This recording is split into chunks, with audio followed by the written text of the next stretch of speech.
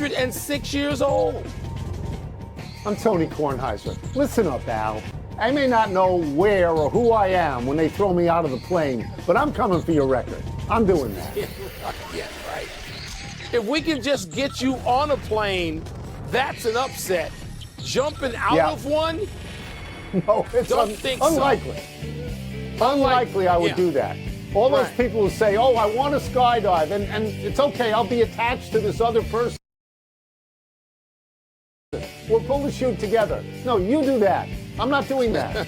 Welcome to PTI, boys and girls. In today's episode, the Cavs are peeved, the WNBA season tips off, and PK Subban joins us for 5 good minutes. But we begin today with the first of both games last night. You picked correctly, Wilbon. Oklahoma City beating Dallas in Dallas to even their series at 2-2. Shai Gilgeous-Alexander had 34 points, scoring or assisting on 20 of Oklahoma City's final 30 points.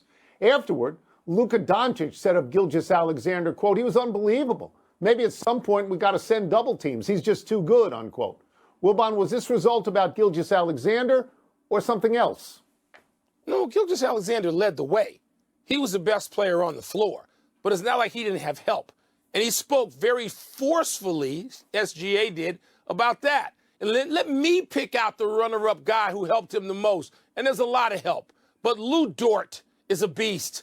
All right, there's a debate right now going on, which is sort of crazy about how many NBA players could play in the NFL. And even NFL players say, that guy Lou Dort, he could play. He's a linebacker, and he's out there on Luka Doncic. And Luka's hobbled anyway. He doesn't just have one knee giving him trouble. Both knees are giving him trouble. And Lou Dort's giving him trouble. I think Lou Dort is probably the best on-ball defender in the league. I'd take him as such on anybody between like 6'4" and 6'8".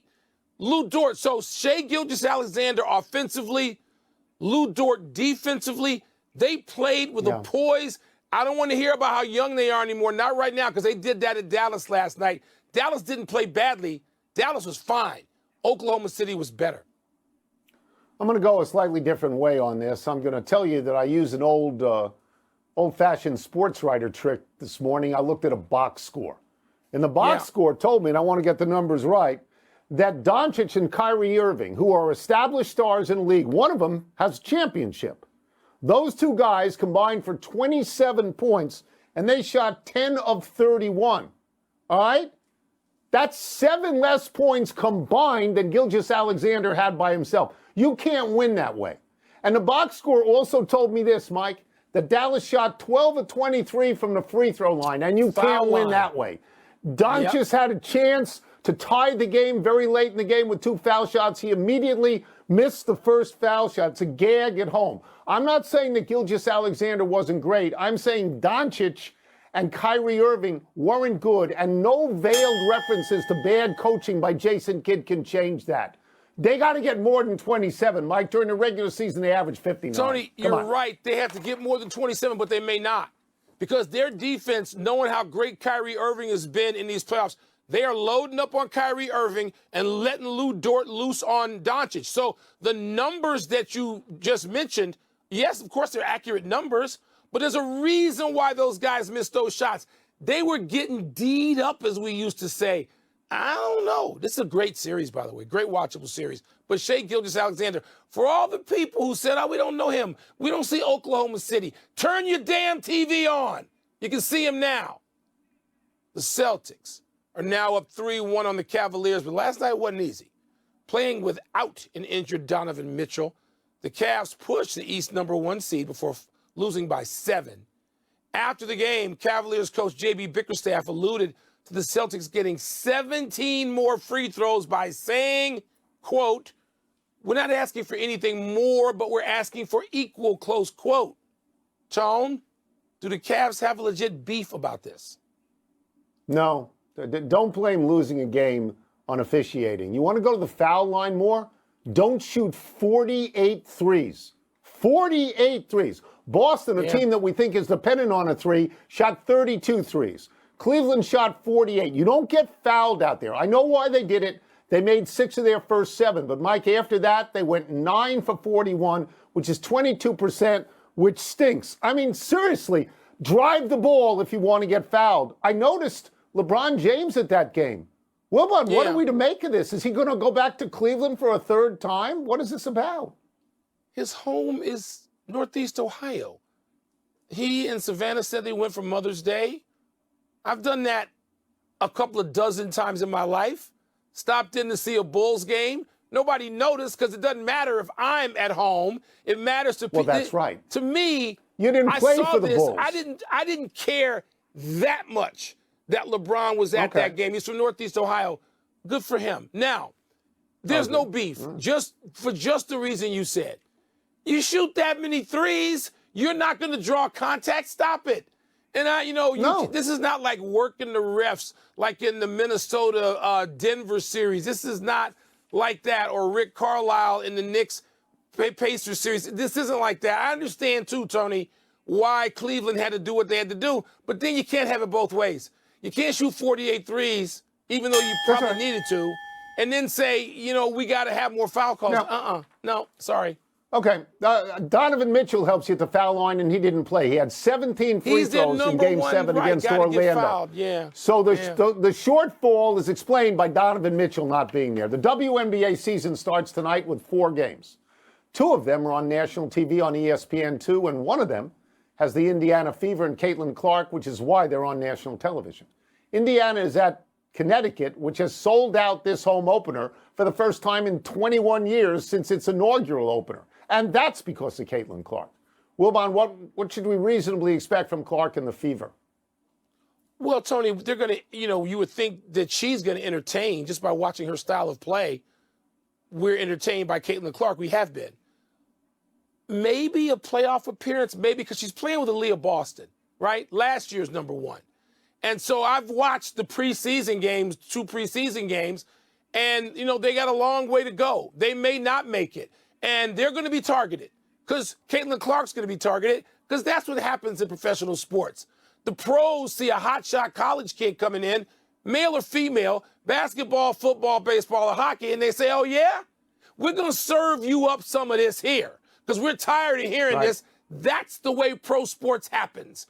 So there's going to be a target on her back, and that's fair, and she's great enough maybe to answer that. We'll see. But I'd like to see her and Aaliyah Boston. And, they're going to sell out a lot of gyms. Some gyms, they'll cheer her anyway. Connecticut won't be one of them. And some, they'll boo her as she should be as a great opposing player or prospect on the road. So I love the fact that they are the Fever. We had a cheer in high school. We got the Fever. We're hot. We cannot be stopped. We can't be stopped. What should we expect of her? What should we expect of her? A lot of eyeballs. I'm not going to be surprised if her game outrates the hockey on ESPN. I'm not going to be surprised if people jump back and forth from the Knicks and the Pacers on TNT to Caitlin Clark. I watched her last year. You watched her last year at Iowa. She's the rising tide that floats all boats. But this is the pros. The pros are different. The schedule is different. You play many more games. You play the same team often. This is not like Bruce Springsteen coming to your city every 5 years. And you know what, Mike? There are better players than Caitlin Clark in the pros right now. She's a great passer. I don't think she's going to score 25 a game like she did in Iowa. I think that there'll be additional interest in the WNBA because of her, but it's not going to be the Caitlin Clark show. I don't think. Let me ask you a quick question. Let's take a break. Let me ask you a quick question. You saw up close Pete Maravich when he came into the league with a college career that was he was a phenom. Is there anything that to you reminds one of the other? I mean, I agree with you in the sense that the pros who are there, when someone like this comes in, they want to take them down a couple of notches. I agree with that. But she's the best passer I've ever seen. She can be great by being a passer. The scoring doesn't have to be there. Maravich was great. Let's take a break. Coming up, how nervous should the Rangers be after missing their second straight chance to close out the Hurricanes? We're going to ask PK Subban. And we're going to ask him about the Sam Bennett punch that's going to keep Brad Marchand out of a second straight game tonight. I do think people will watch tonight and early on. And if she's great, they'll watch all year. We have a lot of Stanley Cup playoff action to discuss with our great friend and yesterday's birthday boy, PK Subban. Let's start with this. The New York Rangers missed a chance to close out Carolina at home last night. That's 2 losses in a row after they were up 3-0 in this series. How concerned, PK, should the Rangers be? Well, we know that Rangers fans are going to be very concerned because every single Rangers fan thinks that the Rangers are going to go undefeated all the way to the Stanley Cup final. Well, I'm here to tell them they're not. They're playing a real team, and the Carolina Hurricanes are for real. They pick up, obviously, a couple guys at the deadline. Jake Gensel, probably the main component to help their team with their depth, but they're finding their game right now. So, the Rangers do need to be nervous, but if I'm the Rangers, I'd be more nervous about us not finding our best version of ourselves yet in this series. I think that Igor Shesterkin has been phenomenal. He's plugged a lot of holes for them. They're going to need him to be the best player again in this upcoming game. But I think for the Rangers, they need that desperation back in their game. Washington, that was basically a tune-up series. Carolina's for real. They found their game. It's going to take the New York Rangers' best to beat Carolina, and it should. If you're going to go up against either the Florida Panthers or Boston Bruins, looks like it's going to be Florida, you got to have your best game ready because you know what those guys are coming and you know what they're about. So for the Rangers, it's just getting it done. I like a little nervousness in New York. Let's move out west for a second, PK. The league, of course, suspended the Avs' top playoff scorer, Valery Nichushkin, for 6 months prior to last night's game against the Stars for the player assistance program. No further details on that. But where does his absence leave the Avs in this series? Well, first of all, it's very, very sad to see a player at this time of the year being suspended for substance abuse issues. This is the most selfless time of the year. This is the ultimate team time to buy in with your teammates. So to see a guy go through that obviously speaks volumes about how deep this is. And the NHL reacted very, very quickly in coming down hard on this. I'm assuming that this probably isn't the first time. I don't have all the information on that, but I will say this. There's guys that would give up a lot to be in his situation, to be able to play in the Stanley Cup playoffs, and it's just really sad to see a player in that situation. But I'll tell you this, the Colorado Avalanche have a lot of depth on that team. They picked up Zach Parise for a reason. They have Arturi Lehkonen. They have Miles Wood, who's playing some of his best hockey. They're not out of this by any means, but they're going to have to play their best game because those D-boys, those guys in Dallas are coming to play, and they look poised to get to a Stanley Cup final. So Colorado's in tough because Nichushkin, 9 goals in the playoffs. You could argue he's been their most effective player on the power play. Net front guys are hard guys to find. They know how to play. They know how to move in and out. This is not a replaceable player, but they're going to have to find a way to have guys step up and take over some of that ownership that he has, that real estate that he has in front of the net on the power play. PK, you mentioned the Panthers and Bruins earlier. Panthers can eliminate the Bruins tonight. Brad Marchand out again for the Bruins after Sam Bennett appeared to pop him pretty hard in Game 3. Was that shot fair or foul? Wilbon, Tony, I'm so sick and tired of fans complaining about the Listen, I've been complaining. I complain a lot about the officiating. I'm an ex-player. I'm allowed to do that. We always do that. But the officiating isn't the issue in the NHL. It's very, very difficult. This is a contact sport. The refs are going to miss things. People were complaining about Sam Bennett's goal, about goaltender interference. Listen, don't put him on the power play. You shouldn't be in that situation in the first place. So the officiating's fine. On that play, Brad Marchand, as long as I've been in the league, as long as I've been in hockey, I won a gold medal with him at 18, playing in the World Juniors. I've known him. I've seen him get over on hundreds, maybe thousands of guys, shift in and shift out. This was one moment where he was the hydrant, not the dog. This was a moment where, you know what, he was the bug, not the windshield. So I think that for Brad Marchand, probably a long time coming for him, but it's unfortunate he got knocked out of the series. That's just a part of the game, though. That's playoff hockey. These things are going to happen. The hydrant, not the dog. Love that. I love that. I'm stealing that. We'll get you out of here on this. The Canucks and the Oilers are back on the ice tonight. The NHL suspended Carson Soucy 1 game for that ridiculous cross-check to Connor McDavid right in the face after the game ended. Yeah, McDavid is fine. We know how important he is to Edmonton, but how important is Soucy to the Canucks? Well, I love the way the NHL handled this. First of all, the fine to Zadorov was 100% accurate, fine him, no problem. Susie, got to get a game for that. You can't cross-check anybody in the face. The guy's got no facial protection on. He is the league's best player. I'm sorry, just on that, I would have suspended him. And he's lucky he only got one game. If he breaks Connor McDavid's jaw, who knows how long he's out for. So, you know what? He's got to eat that game. It's a big loss for the Vancouver Canucks. They're going to make a big deal out of it. But they should still be able to get it done. They got Zadorov. They got Quinn Hughes, who's probably going to win the Norris Trophy this year. Ian Cole. They have some big trees back there. Myers, Roenick. They have all these guys back there. They're built for a Stanley Cup run. So, yes, you're going to miss guys. It's part of the adversity. Look at the Rangers. They're going through some adversity with a full lineup. You got to battle through it. So no excuses for Vancouver.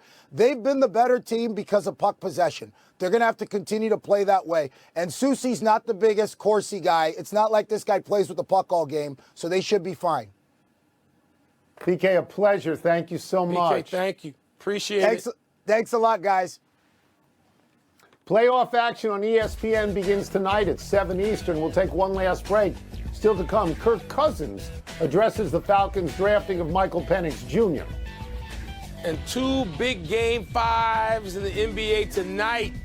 Knicks, Nuggets. They're going to win at home. I'm watching that late game, Tony. Vancouver, Edmonton. Won't miss that. Happy time, people. Happy 22nd birthday, Zach Edey.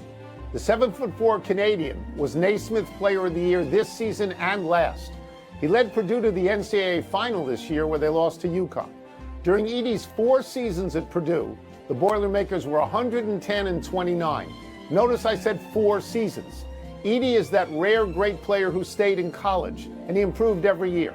But he is not quick, and he does not shoot from the outside. He took only 2 3-point shots this season, the only 2 of his career.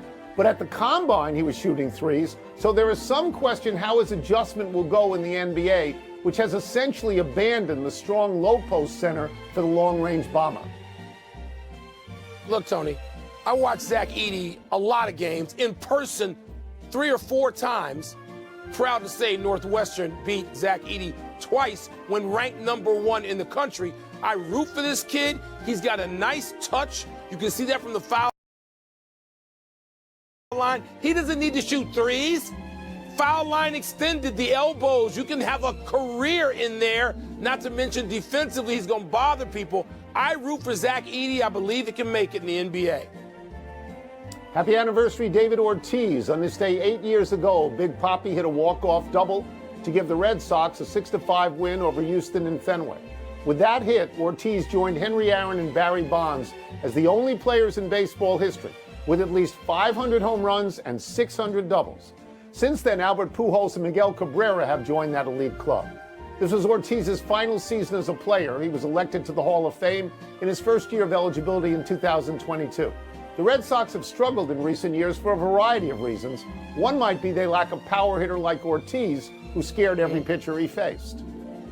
Tony, I was surprised Willie Mays wasn't on that list. And then I was told that Me too. Willie turned about 100 doubles into triples. Which those other guys couldn't do. So Willie Mays is not on that list just as he kept going around second base, looking over his shoulder. Because anytime Willie Mays is not on the list, we're surprised. Happy trails to 2 consecutive baseballs to the same fan. In the bottom of the first inning last night, left-handed Seattle hitter Josh Rojas hit a foul ball down the left field line. As you can see, the ball was caught by a guy wearing sunglasses and a Mariners jersey. Good two-handed catch, clean. He held the ball up to some polite cheers. But on the very next pitch, Rojas hit another foul ball to the very same spot. This one wasn't caught cleanly, but it was recovered by the very same fan who raised both hands up like a boxer, a ball in each of them. And I'm quoting here, he's got both. He got them both. Seattle play-by-play man Aaron Goldsmith exulted. Mike, do you remember when the foul ball hit you in the stomach on Cal Ripken's 2,131 game? That foul ball ricocheted several times before it hit me and settled. But I caught 2 cleanly in the press box in my life. One by Terry Crowley, and I think the other one, Doug DeSensei. I mean clean. On the phone, landline back in the day, on my shoulder, boom, no glove. Good for you. You got this that? one went right in your stomach and rolled around. We go to the big finish. Tiger Woods says he's made no decision on the Ryder Cup captaincy for 2025. Should he do it? Let's see. This is real complicated. Yes, of course he should do it. Kirk Cousins told the Bussin' with the Boys podcast that it's not helpful to be mad at the Falcons for drafting Michael Penix Jr. Your thoughts? It's also not helpful to draft Michael Penix Jr. when paying the other guy $100 million guaranteed. No. Golden State named its WNBA expansion franchise the Valkyries. You like that? Tony, in Norse lore, this is a warrior woman on a horseback in Norse mythology. Yeah, I guess that's, fine. Marquez Valdez-Scantling signed with the Bills. Is that a good fit? Got to replace Stephon Diggs. Last one, Pacers, Knicks, Timberwolves, Nuggets tonight. Who you got? Tony, I got the Knicks over the Pacers, although I'm not confident in that pick. I'm confident in the Nuggets. But the Knicks-Pacers, I can't wait for that game. I have no idea, but I'm going to take the Knicks at home. In the God. We're out of time. We'll try and do better the next time. Katie at Cake Bread, shout out. I'm Mike Wilbon. Same time tomorrow. You can get the podcast on the ESPN app or Apple Podcast. Tony, try to stay awake. After those 15 games, the next highest price is Indiana's home game against Angel Reese in the Chicago Sky on June 1st. Our Holly Rowe is on the scene at Mohegan Sun and joins us now ahead of tonight's game. And Holly, you have been following this Caitlin Clark phenomenon, if you will, for a very long time. Can you share the anticipation of what's about to come tonight for her? Well, first of all, this building is sold out for the first time since 2003 for a home opener. Over 9,000 people will be here in attendance tonight. The line is out the door. It is a crazy long line to get in right now. They've hired extra security, and there is a buzz in the air. I'm seeing tons of little 22 Caitlin Clark jerseys. But when I talked to Caitlin about it today, she does not get nervous. She says it has been a very easy, seamless transition, and she feels very good about her debut tonight. You know what's crazy, Holly? It was just 37 days ago that Clark was playing in the national title game against South Carolina. I mean, talk about a quick turnaround. How is she handling this whirlwind of the last month? What is that commercial? Life comes at you fast. Well, it is coming at Caitlin Clark very fast, but she said, it has been a smooth transition, but she is really leaning on her veteran players. Aaliyah Boston, Erica Wheeler is a longtime vet in this league, and she said Erica does a lot of the talking, and I listen. But when I talked to her coach, Christy Sides, today after shoot-around, she said Caitlin has to be the voice. She has to be our point guard and get us set up. I don't want her taking a step back to anyone tonight. She's going to crash the car, do it 110 miles an hour. And I will tell you this, the Connecticut Sun, I have never seen an opponent talk more in a shoot-around about the opponent that they did Caitlin Clark today. There is a very intense plan for Caitlin Clark.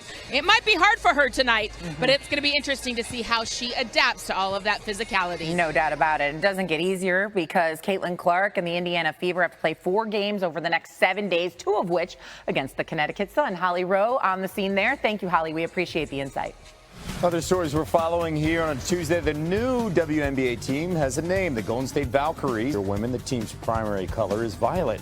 The first Monday Night Football game of the season will feature Aaron Rodgers and the Jets on the road in the Bay Area against the Niners on September 9th. The Jets opener was in prime time last year, but Rodgers tore his Achilles on the 4th play. College football tripleheader on ESPN Labor Day weekend featuring Notre Dame at Texas A&M in prime time August 31st. Former Duke and current A&M head coach Mike Elko facing ex-Blue Devils QB Riley Leonard, who transferred to South Bend. That game on ABC. The University of Wisconsin-Green Bay has hired sports media personality Doug Gottlieb as its next men's basketball coach. He has no college basketball coaching experience, but he played college hoops. Still to come on SportsCenter, why it could help them bounce back in New York tonight. And the X factors that will determine a Game 5 winner between the Timberwolves and Nuggets. Plus, McDonald's and Nationwide. Shay and Kevin back here with you on SportsCenter, and the Falcons have started OTAs, meaning we get to see Kirk Cousins as he recovers from Achilles surgery, and also their shocking first-round draft pick of quarterback Michael Penix. Remember, Atlanta gave Cousins a $180 million contract. Yesterday, Cousins said not to hold a grudge, but what about today? Always going to be competition in this league, and you always got to, go out and earn it. And I'm going to control what I can control, and also understand there's a lot you don't control. And I learned a long time ago that you got to focus on what you can control. the quarterback room is a working force for one another. And that's never not been the case. So we're all in there as a working force together to help each other. And that dynamic has always been there and always will be there. Our Falcons reporter Mark Raimondi is on the scene in Flowery Branch and joins us now. And here's what we can control, Mark. The fact that you were in the room there when Cousins was talking. What was the vibe as he continued to take questions about not himself, but Michael Penix Jr.? Well, you don't get the impression that he was overly excited to be answering those types of questions at this stage of the offseason about Michael Penix Jr. This is a new quarterback on a team with a new head coach and a team that has some pretty decent hope for 2024. And as far as Cousins goes, he was poised and calm at the podium. He wasn't fazed at all by the line of questioning. There wasn't anything like that. He mentioned, as we heard earlier, that the concept of competition is not a foreign one to him as far as being an NFL veteran. This is actually something that these situations have been more the norm for him than otherwise in his career. As far as on the field goes, Cousins is coming off that torn Achilles that took him out of the 2023 season, and he didn't really have any limitations as far as this portion of the Falcons' offseason program. I saw all of practice today, and he was really able to do everything that the other quarterbacks were able to do, which is good news for the Falcons because he is their starting quarterback for 2024. Right. Okay. So he ruptured that Achilles on October 29th. Atlanta, 117 days away from its season opener. Mark Raimondi telling us he is a veteran, and that we understand. Thank you so much. Kevin, over to you. NFL analyst Tim Hasselbeck is with us now. Tim, you've been in a number of quarterback rooms during your career. Let's just say Penix spins it during camp. How do they make this quarterback room work now with Cousins and Penix Jr.? Well, listen, everyone's going to be excited to see Michael Penix Jr. play at some point, but I think handling it the right way, which Kirk Cousins certainly did today when he was asked about the addition of Michael Penix Jr., is really how you make it work. You know, when the leader, the veteran, the experienced guy says the right things and really behaves the right way, you know, has the right approach to playing the position. You know, Kirk Cousins talked about the quarterback room that works together and supports one another. He's been around long enough to know that that's what works. It's when guys are undercutting each other that it doesn't work. And so will there be pressure on Kirk Cousins? Yeah. But he's walking into an offense that he could coach, that he could install, that he could teach. He's a master in it. He's going to be surrounded by good talent. And I think Kirk is expecting to play extremely well, which I think will keep some of the pressure off him as the further he gets into the season. And then I think handling it the right way, talking about it the right way, will help the entire quarterback room, which will help Penix, which will help Cousins, which will help the quarterback room, and certainly help the Atlanta Falcons. You know what helps as well? How about this? The Falcons tie with the Saints for the easiest schedule this upcoming season based on last year. And all the excitement that will bring. Rodgers and the Jets currently 6.5-point underdogs for the Monday night opener. Another game released today. Patrick Mahomes and the Chiefs, they're going to host Joe Burrow and the Bengals in Week 2. They've had some incredible showdowns.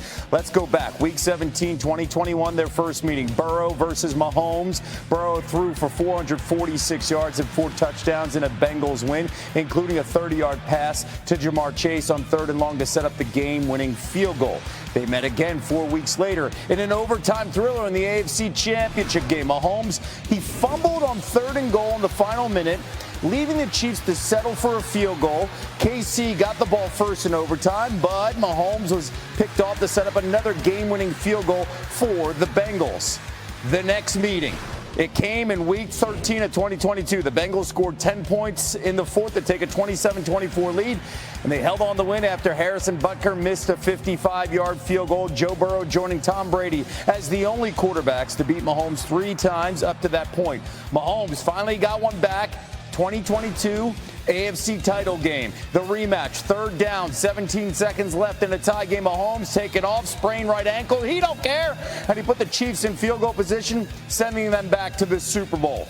So when you look at the Chiefs and how they start this season, they're going to host the reigning MVP Lamar Jackson on opening night against the Ravens, of course, in Week 1. Then Joe Burrow here in Week 2. What do you make of the gauntlet for Casey to start out the season? Well, it's going to be tough. They're going to have a bullseye on them all season long. And I think I would say for the Ravens and for the Bengals, listen, you're probably catching them at a good time. The receiving core a year ago was an issue for the Kansas City Chiefs. In fact, it cost them games, especially earlier in the season. And look, I know that they've made adjustments at that position, but just kind of feel like they're going to be breaking in a receiving group once again. And yes, Patrick Mahomes is great, but he can't catch it also. And so I just think that if you're the Bengals, if you're the Ravens, against the Chiefs, look, that game could be a tiebreaker late in the year in terms of a head-to-head matchup. I think this is a big deal in terms of how the league has set up Kansas City to start the season.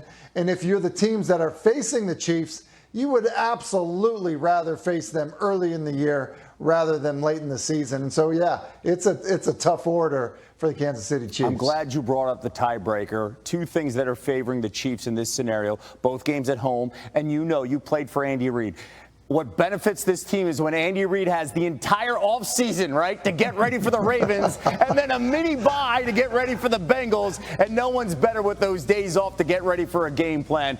No one better than Tim Hasselbeck as well here in studio. Next on SportsCenter, our NBA champ is 3-1. But what does three-time NBA champ Udonis Haslem and his 2 decades of NBA experience think? Let's ask him. Can you give us a couple of X factors who could help determine the outcome of this pivotal Game 5 tonight outside of the regulars? Let's start with Minnesota. Obviously, we understand what the Stars are going to do, but I'm looking for McDaniels to be a little more aggressive. I know in the Phoenix series he was averaging about 14 a game. In this particular series, he's only averaging about 6. So in a game where you're going to have an evenly matched game and you can prepare for your stars, you definitely need your X factors to step up. So I'm looking for him to be a little more aggressive tonight, be a little more efficient, and take some of that pressure off Ant.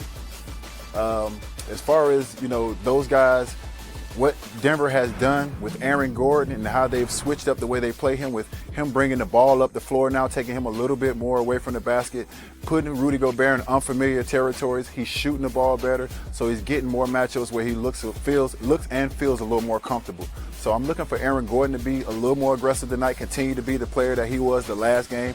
I love the fact that Denver took him away from the basket and he's allowed to be a little more free. That's uncomfortable for Rudy Gobert to be out there on the perimeter as opposed to having him on that baseline, sliding that baseline. So Aaron Gordon, Jaden Daniels, and I also like Naz Reid. Naz Reid, who's a big 6-man guy who got 6 Man of the Year. I think he needs to step up. The last couple of games, he's averaged about 8 a game. Yeah, you mentioned Gordon scoring. I mean, he's been so impressive, averaging over 17 points per game, shooting almost 72% from the field in this series. Nuggets, though, favored by 3.5 points tonight. Let's go to the East. Pacers, Knicks, Game 5, home team winning every game so far in this series. And so now we're at the Garden, Udonis. Why do you think that trend of every game at home, the home team wins, continues tonight? Well, I have a roundabout way of looking at this thing. I know it was a tough game for the Knicks. They got blown out, but they actually got to get some rest for their superstars. You got a guy like DiVincenzo, who's playing about 35 minutes a game, only played 30 minutes a game. Brunson, who's averaging 40 minutes a game, only played 30 minutes a game. And if I'm not mistaken, Josh Hart, who averages 44 minutes a game, only played 24 minutes that game. So all your guys who are logging big minutes, who's been your guys that have carried you, actually got some rest in that blowout. So I'm looking for those guys to go back to the Garden energized, motivated, and to play better. An ounce of rest. Maybe that's all the Knicks need, even though they're banged just a little bit, just a little bit of rest. Knicks favored by 1.5 points tonight at the Garden. Udonis, thank you. Thank you. Okay, let's go to golf. Tiger Woods getting ready for this week's PGA Championship. A major he's won 4 times, but not since 2007. This year's event is at Valhalla Golf Club in Louisville, where Woods won the 2000 PGA title. But these are different times as he just tries to finish events after his 2021 near-fatal car wreck. He spoke today. I can still hit shots. It's getting around as, the more of the difficulty that I face on day to day, and the recovery of pushing myself either in practice